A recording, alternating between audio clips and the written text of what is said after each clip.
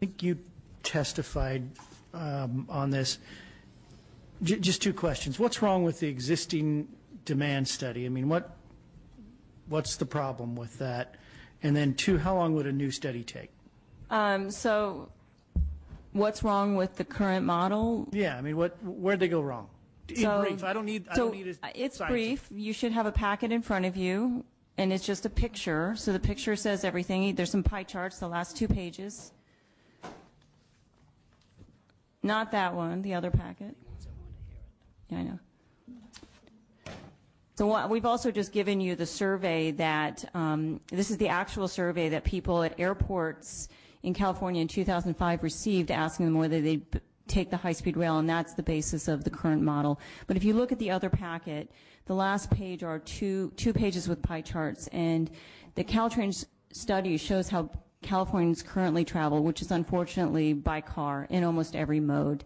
And the second pie chart shows how who Cambridge surveyed to see if they were interested in taking a train. And the unfortunate thing is that they mostly asked people who are currently on trains or on planes, who are the two groups most likely to take a high-speed rail train. And they ran into problems with it, and they spent the rest of the study, the rest of the 2 years, in a giant game of whack-a-mole trying to make it fit. And this led to a whole series of unintended consequences. So basically what she just said is that the data that they collected was just bad data. So what Cambridge Systematics did is somebody else did the survey at a McDonald's or at an airport.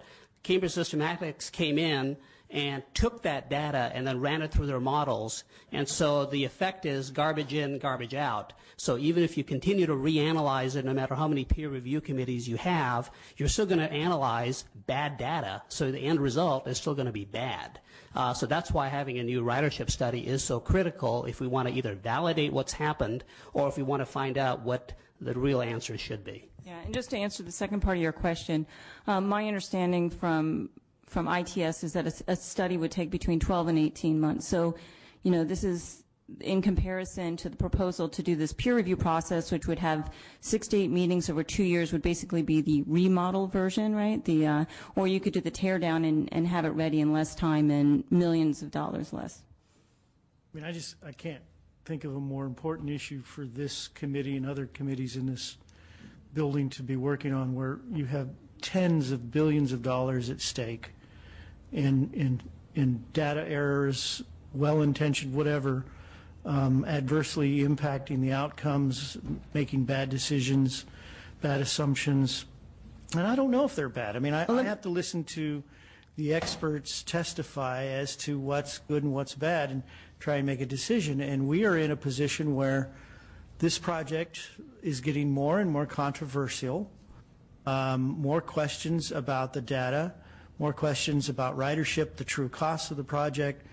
The discussion is now occurring about, well, what if we went back to the voters and said, let's take that $10 billion and reinvest it into rapid transit projects and other areas that are going to serve inner cities and move commuters around at a more efficient cost. I mean, there isn't anything much more important than this in the Transportation Committee because of its long-term impacts. And unfortunately, as you can see by the audience up here, not attracting a lot of attention when you're worrying about billions and billions of dollars. So I support what you're trying to do here.